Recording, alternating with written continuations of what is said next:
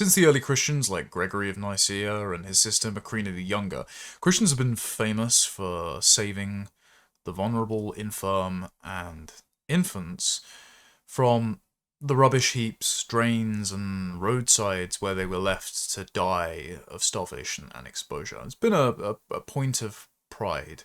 It's been part of the reason why our civilization has been peaceful, prosperous, and can carry with it the assurance that it is more moral than its competitors.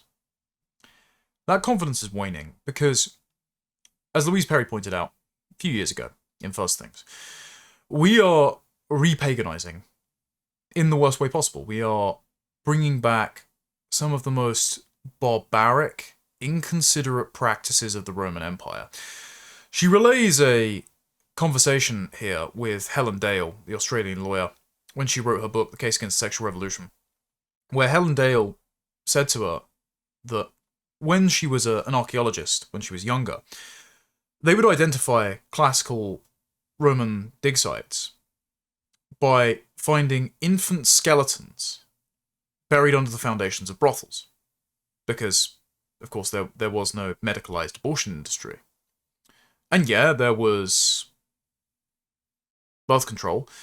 There was some sort of plant they used to harvest in North Africa and Turkey. It's been recently rediscovered, actually, because the Romans had harvested it to extinction.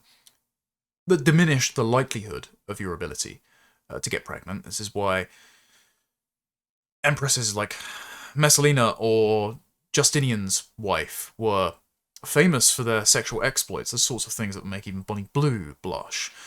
Point being, the Roman Empire was characterized by its domination of those who were incapable of defending themselves. Its sacrifice of infants to allow the most powerful and virile men to continue to seek sexual pleasure at the expense of slave girls, or often slave boys as well. Hence why Bronze Age pervert is such a fan of ignoring this issue entirely in British politics. But I don't think we can afford to ignore it anymore, because despite our significantly lower appetite among the electorate for a Christian form of politics, despite having an established church, not the established church themselves would know that, abortion was just decriminalised up to birth in Britain. Now, this doesn't mean that abortion doctors themselves will be offering it in clinics. It does mean, though, that a woman can seek out any method she chooses to terminate her pregnancy at any stage and will not face prosecution. There will, of course, be some sort of test case where a doctor does assist a woman in aborting a baby up to birth, and eventually we'll see whether or not the doctor is prosecuted for it, but the mother, who has decided to kill her own child, will not be. And this follows horrific cases caused by the pills by post scheme that the previous Conservative government instituted, because they were also very supportive of abortion, during the COVID-19 lockdowns that allows women to access abortifacient pills and conduct at-home abortions without needing an in-person assessment, without being honest about the stage of pregnancy that they have reached. The most famous case is Carla Foster, who took abortion pills when her baby was between 32 and 34 weeks old, gave birth to her baby at home, and the baby had died, obviously poisoned during the process. She went to prison, and this instigated a campaign by feminists like Tonia Antoniazzi and Stella Creasy for the complete decriminalization of abortion. Antoniazzi's amendment to the Crime and Policing Bill was adopted. Creasy's amendment was defeated because Antoniazzi at least kept in the sex-selective abortion prohibition, whereas Creasy just abolished all limits on abortion entirely. This fundamental change to our law and to our national morality, which only 1% of the public, when polled, support. This was rushed through in a private member's bill, very little time for parliamentary debate, and went to the House of Lords. And people were hoping the Lords would vote the right way and block it. There was an amendment introduced by Baroness Phillipa Stroud to take this out of the Crime and Policing Bill, and it was defeated 185 to 148. And as you can see, a majority of Labour and Liberal Democrat lords, as well as many other non-party affiliated lords, voted against the amendment that would have prevented the decriminalisation of abortion up to birth. But you can see here, there were 7 Conservative lords that voted against the amendment. And, as we can see, by those voting not content, darling of the anti-woke left, Baroness Claire Fox, she voted not content. She voted along with Green, Liberal Democrat, and Labour MPs to decriminalise abortion up to birth, because, of course, unalloyed freedom for the mother, not the life of the child, is her primary concern. So, just to understand the morality of your average spiked online contributor, the demographics, territory, people of Israel must be defended at all costs, including from negative characterizations from the press. But if you talk about demographics in the British context, you are, as Claire Fox described, a groiper and an ethno-nationalist. Oh, and by the way, babies should be killed at any point in gestation if the mother chooses to do so. Just despicable. Absolutely disgraceful. The new woman cosplaying as the Archbishop of Canterbury, by the way, abandoned her plan to take a walking pilgrimage from London to Canterbury to show up and vote for the motion. I at least appreciate that she did the bare minimum to enforce Christian standards on the sanctity of life. One of the reasons this is a problem is because we already have record high abortions in Britain, to the extent of where 1 in 3 pregnancies is terminated via abortion. In 2023, which is the year that we have the most up-to-date statistics for, there were 277,970 abortions in England and Wales alone. That is the highest number since the Abortion Act was introduced in 1968, and that's 26,593, 11% more than the previous year, 2022. The age standardized abortion rate for residents was 23 abortions per 1,000 women aged 15 to 44, which again is the highest rate since 1968. Most abortions, that's 248,250, were performed at 2 to 9 weeks, which is again an increase of about 26,666. Curious that number shows up in 2022, and most were medical abortions, that's 87%. The number of surgical abortions, however, increased in both 2022 and 2023, having decreased for the preceding 20 years. So it's not just the pills by post scheme.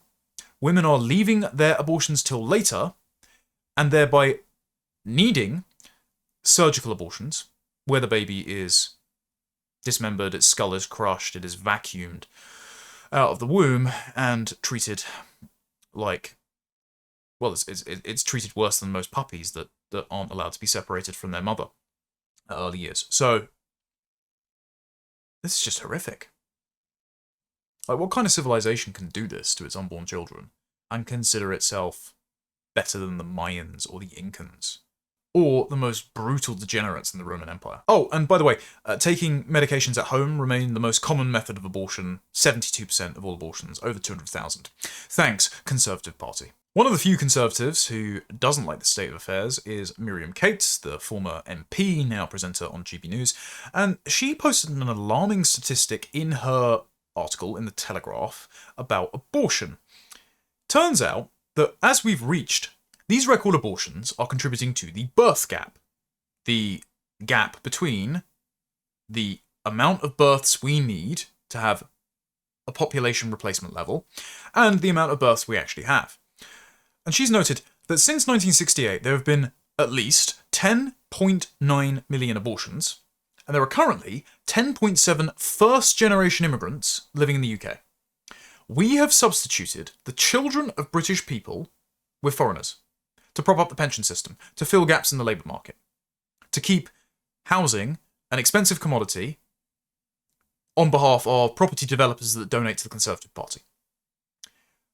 We have killed unborn children in the millions, the tens of millions, to replace them with people who impose not just a net cost on the treasury, but who substitute our culture for their own, that render our country unrecognizable. We have broken the bonds of inheritance and ancestry and substituted them with people with no connection to our country and culture for expedient economic gains. Just disgraceful.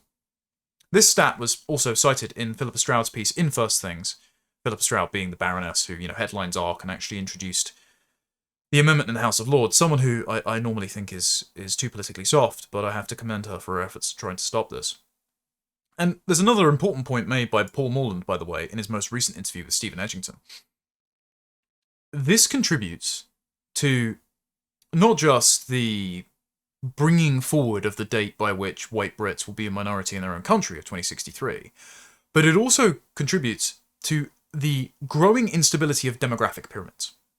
Because if the vast majority of women getting abortions are white British women, and the birth rate for white British women is already lower than that of immigrants from Africa and the Indian subcontinent, then it doesn't matter about the date by which we will become an absolute minority in our own country, if already, at the bottom, in primary schools, secondary schools, in birth rates, Britain is generationally more diverse. Like, soon, Generation Alpha will be majority-minority, whereas the few remaining white Britons left in our country will be pensioners. They'll be elderly, they'll be dying. And so, in effect, the substitution will have already taken place in 10 years. If we keep going down this road. What's the reason? The GDP. The economy. So the very thing that immigration is supposed to improve is the reason why so many women are killing their own children to then manufacture consent for more demographic substitution via mass migration. This is a vicious cycle caused by policy making. And our politicians continue to inflict it on us, even though 99% of people think the new and now current abortion laws are abhorrent, and the majority of people want mass immigration stopped and reversed. We are getting the opposite. We're getting more dead babies and more migrants. We are just speedrunning the civilization-ending eras of the Roman Empire, and our elites are deluded into thinking that this is something laudable. And so it's additionally sickening that devouring mother herself, Stella Creasy, is just dancing. She thinks it's all a big laugh. She thinks that she's in a position where she can just afford to have fun at our expense. It's not like the country is crumbling to dust, that there's a murder and a rape every day, and that she is now personally responsible for pushing an agenda that is going to get babies killed in the continued millions.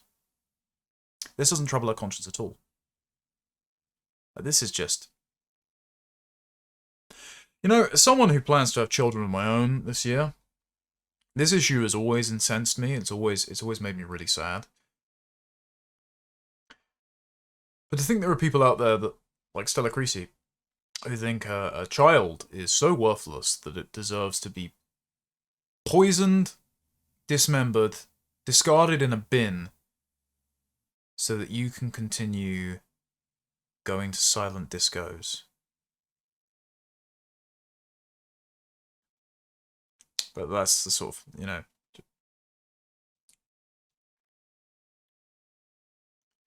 so that our dwindling economy can continue to squeeze more hours out of mothers and fathers who never were, so that their money can be taken, taxed, spent on giving human rights and smartphones to any man from the third world who shows up and demands a handout.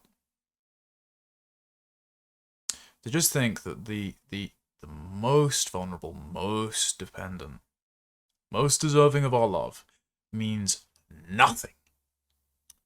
The vast majority of MPs and members of the Lords when the majority of the public recognize this for the just the horror that it actually is. Our political system is wholly illegitimate, as long as women like Stella Creasy remain in Parliament. And what will be done about it? Well, Reform UK say nothing. Nigel Farage was asked whether or not, per Danny Kruger's suggestion to Politics Home, that Reform should play a limited but important role in reversing some of the worst aspects of the sexual revolution. When asked whether that would mean rolling back the legal recognition of transgender identities, the ease of access to hormonal birth control, or abortion, in light of decriminalisation up to birth, Nigel Farage said very simply, no. Whereas Charlie Downs, a very close friend of mine, campaign spokesman at Restore Britain, has said, unambiguously, Restore Britain will reverse this. This is what Restore Britain said on X in the immediate aftermath of the defeat of Stroud's amendment in the Lords. Restore Britain would immediately reverse all changes that this Labour government are making to abortion laws. And one does not have to be a Christian or a Catholic, like myself and Charlie Downs, to see that out of humility and prudence alone, we shouldn't be killing unborn children. Because you actually, on purely materialistic basis, you don't know at what point this person is sentient, this person is independent. And so, you are snuffing out a life. You shouldn't be flipping with that. And as a matter of just pure electoral prudence, despite what some of the childless twinks online, even in Reform, have said, the majority of the public agree with reversing this decision. And the more horror stories that come out as a result of liberalising abortion laws at any time for pretty much any reason, the larger the public appetite will grow to revisit and reverse the existing abortion settlement. Where that settles, I don't know. It might end up out of electoral or legal prudence compromising on a heartbeat bill. But at the very least, I think most of us will agree that what is being done in the name of maximising the GDP and the unalloyed freedom of individuals, men and women alike, to endlessly consume and be unburdened by any unchosen social obligation, including the life of an innocent child, is disgusting. It degrades us. And we can't continue this. Not only do the numbers just not add up in demographic terms, but it's just too much baggage for all of our souls to bear. So, even if you're not persuaded by the pro-life case, even if you're not a Christian, this has to be too far. The only thing we can do is disregard the inevitable shrieking of the feminist ideologues that think that it is okay to kill an innocent unborn child at any time for any reason, once we assert our prejudices politically and say you should not be able to do this and these children deserve our protection. It is on us to make sacrifices and take responsibility to accommodate those children, not for the children to be sacrificed for our convenience. And until we recognise that, both in ourselves and in our law, our society has to carry around the moral baggage for what we have done to now generations of children that never got a chance.